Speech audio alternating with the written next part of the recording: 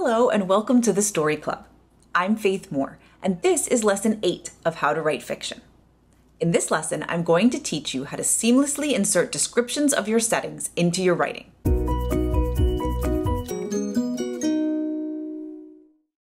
The Story Club is a place for writers, readers, and story enthusiasts to engage with the stories they love. If you're watching this video on YouTube, you can find a link to my website, faithkmoore.com, in the description to learn more. This course consists of 10 videos designed to teach you how to plan and craft your story. All 10 videos are completely free to watch. If you'd like to receive writing prompts and personal feedback tied to each lesson, visit faithkmoore.com and click on Course Offerings, then How to Write Fiction for more info. Or just check the description of this video. If you're already watching this from my website, there's more info right on this page. In Lesson 7, we talked about character descriptions and how to sneak them into your writing so they don't sound forced. In this lesson, I'm going to show you how to do the same thing with your settings. If you haven't watched any of the other videos in this course, you might want to pause this video and do that first. They'll help you plan out your story and give you some tips on how to craft it. Don't worry, I'll still be here when you come back. Or if you just can't bear to leave me, that's okay too. You'll figure it out. Just like with character descriptions, the tendency with setting is to stop the action and describe the setting, then get back to the narrative. You can actually get away with that sometimes with settings a little bit more than you can with characters. A scene, for example, might begin with a description of the landscape, or a house sitting on a hill, or something like that. But if it does it for a reason. Usually the reason is to set the scene, both physically and emotionally. You might stop the action and describe a setting if, for example, your character is seeing some place for the first time and having an emotional reaction to it. Or you might just describe the setting if it will help your reader insert himself into the world you're trying to create. You're not just listing the things in the landscape, though. You're painting them for us in a style that evokes the tone of the narrative. So, for example, you wouldn't begin a scene by saying, "There was a field of grass.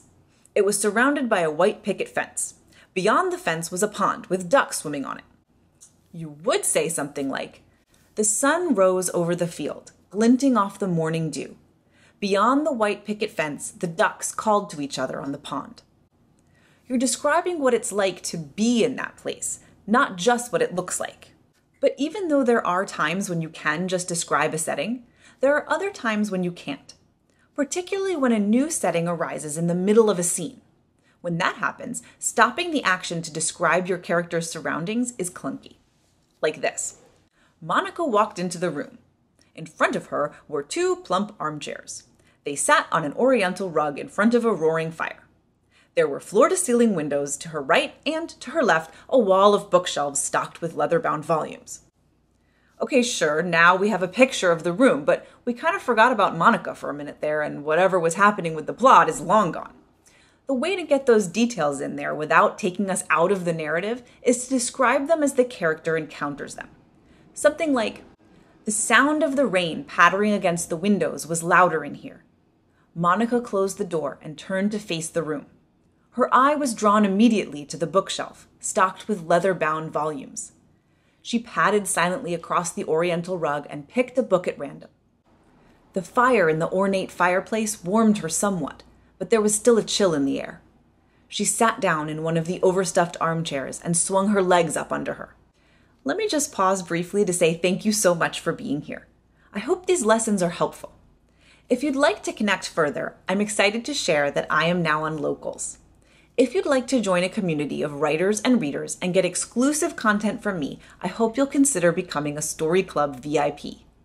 Please visit my website, faithkmoore.com, and click on Community for more info. I hope you'll join us. Okay, back to the lesson. It's even better if you can add an emotional element to the description. So, for example, Monica ran into the study and slammed the door behind her. She brushed the tears from her cheeks and took a deep breath. Someone had lit a fire. It crackled in the ornate fireplace, but didn't do much to take away the chill. She turned toward the bookshelf and picked a book at random.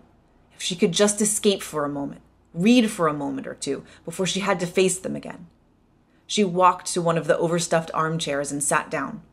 The rain pattered against the window and she sniffled. She opened her book. Just like with character descriptions, you also want to avoid inserting setting descriptions where they don't belong.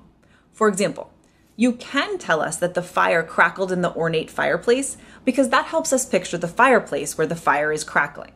But you shouldn't tell us that the fire crackled in the ornate fireplace which had a mantelpiece that held a blue ceramic clock and a statue of Cupid. The clock and the statue are not necessary to our image of the crackling fire, so telling us about them here is just cheating. And it sounds clunky. Remember that anytime you include a setting, even if you're stopping the action to describe it, you want to describe what it's like to be there, not just what you can see if you're there. The purpose of setting descriptions is to further ensconce your reader in the world you are building. They're necessary for complete immersion in the narrative, which is what you want. So they shouldn't pull you out of the narrative. They should suck you further in. Our next lesson will go even deeper into this concept. We're going to talk about showing, not telling. See you there. Thanks for watching How to Write Fiction. Remember, if you'd like to receive writing prompts and personal feedback tied to each lesson, visit faithkmoore.com and click on Course Offerings, then How to Write Fiction for more info. Or just check the description of this video. Also on my website, you can click on Editing Services to learn how to hire me to edit your work. Or you can click on Community to find me on Locals. Happy writing!